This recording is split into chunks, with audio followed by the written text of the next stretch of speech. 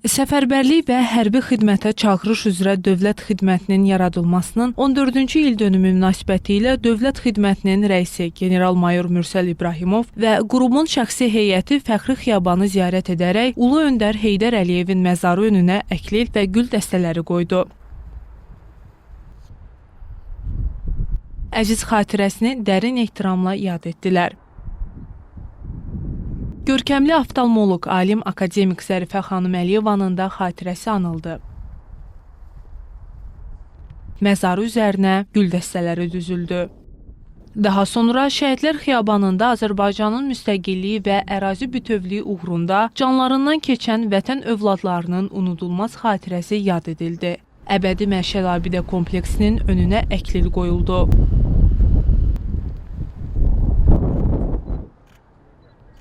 Ziyarətdən sonra xidmətin aparatında qurumun yaradılmasının 14-cü illiyinə həsr olunan mərasim keçirildi.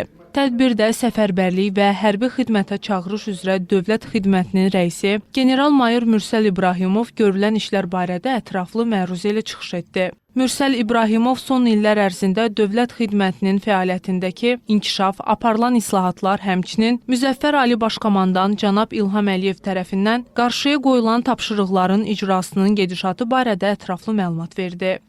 Tədbirdə xidmət tərəfindən 2025-ci ildə görülən işlərdən bəhs edən hesabat video çarxı nümayiş olundu. Silahlı qüvvələrin müddətli həqiqi hərbi xidmət, hərbi qulluqçuları ilə